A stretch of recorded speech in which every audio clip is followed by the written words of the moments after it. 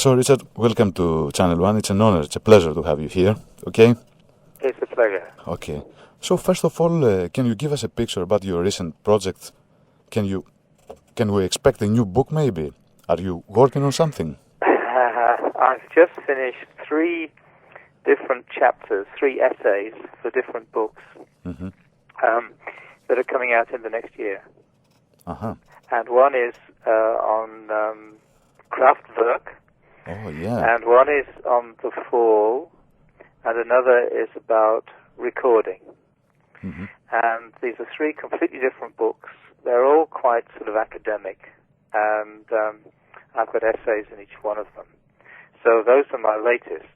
Mm-hmm. But what I'm doing in the long term is creating a Centre for Music Policy in Edinburgh, the University of Edinburgh. Yeah.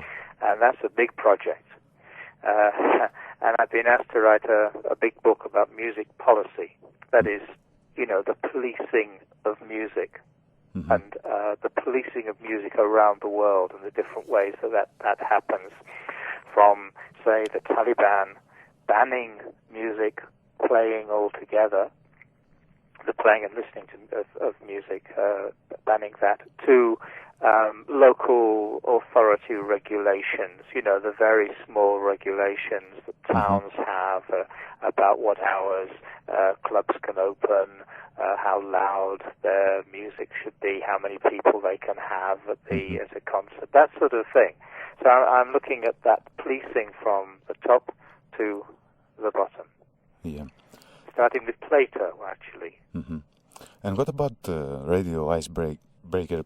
Can you tell us some details? Oh, yeah, well, I work with this fantastic music group, Icebreaker. They're 14 musicians, and they're 14 of the finest musicians in the world. I mean, they get jobs everywhere, playing contemporary music mainly.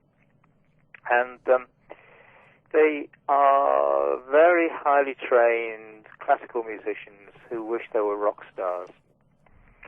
And so their concerts are very special. Everything is amplified in what they do, and they play a particular kind of music that's very energetic and lively and very difficult to play, actually.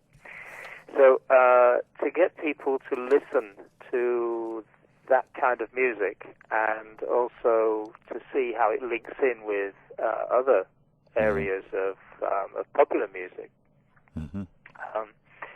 or alternative music, we set up this digital radio station, so you can hear it, 24 hours, any day. Great. Just plug in, and you get a range of that kind of music. Mm-hmm. Richard, watching you at the University of Salford on YouTube, I mean, so many details about the fall, about Manchester, about factory records, do you think that Tony Wilson, he was a genius after all? I mean, a man with a dream, maybe.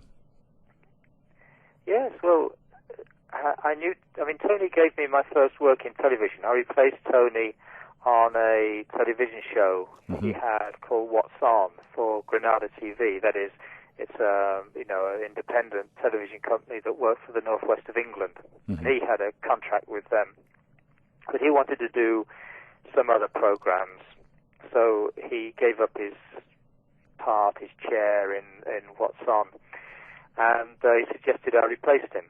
Yeah. And so he was very generous in that way, noticing people, suggesting them to other people, and then he started doing that himself. He'd realized he could set up a record company, set up a club.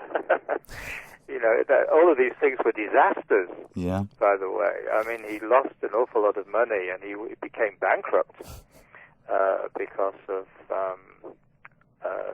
the disaster of Factory Records. Yeah. But he was, a man who was looking for alternative people in a world. He was in a television world which was very conformist. Granada and he was TV, anything but that.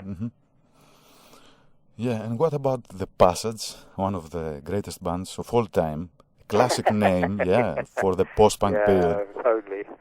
Any memories, any regrets, Well, maybe? Well, I mean, it came out of a whole scene in Manchester that fascinated me. I was a little bit older than the other people who were involved in it. Though I've actually now realized I wasn't that much older. It just seemed that way. But it came out of The Fall. I mean, still, The Fall is one of my favorite bands ever. Fantastic. And